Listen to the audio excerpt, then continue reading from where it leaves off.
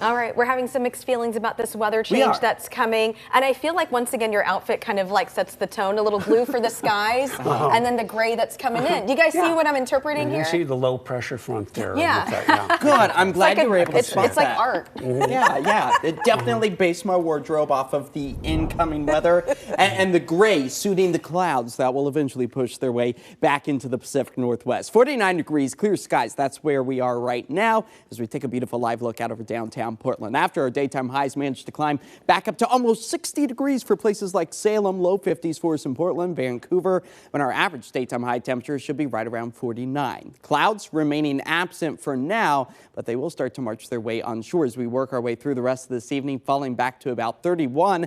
Tomorrow, back up only into the mid-40s because of that cloud coverage, because of the gray suit. Winds out of the southeast at about 2 to 4 miles per hour as the ridge of high pressure that has been dominant as of late starts to break down, allowing for an atmospheric river, a multi-punch system to take aim at much of the Pacific Northwest as we move our way into Friday. So the rain is Friday, but by the time we get Saturday and Sunday, this upper-level low-pressure system and trough dives its way further to the south. That will be increasing our winter weather potential. The first round of potential winter weather we have seen so far this season, as our snow elevation levels are expected to dip down close to the valley floor by this weekend. That takes us into the start of next week.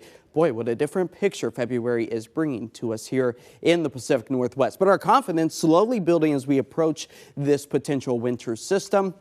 What I'm looking at is more of a wintry mix. If any snow does fall, it will be very wet in nature and likely melting on contact. As our futurecast shows those soaking rains across our area for Friday, by the time we get to Saturday morning, maybe seeing a snowflake or two embedded within some of those light rain showers. That will then take us into Sunday as well. But look, even parts of the coastal spots could potentially see a flake or two as we keep that trend going into Monday. But you'll notice there's a few breaks in the moisture. It all comes down to just how cold we are. If it gets too cold, we kind of zap the atmosphere of any of that available moisture. But we keep that trend going all the way into Wednesday, where potentially a few snowflakes are possible for the I-5 corridor. Now, when you look at our long-range forecast accumulation models, you got to take this with a grain of salt. Not likely to actually see it pile up. A lot of it will be lost due to melting. But I do anticipate maybe some snow sticking around the grassy spots of the West Hills, elevations above 500 feet, but road impacts less than ideal, as February typically brings us about 1.5 inches of accumulative snow. So we've got those KOIN 6 weather alerts in place Monday, Tuesday, Wednesday, Groundhog Day. Will there be more winter or early spring?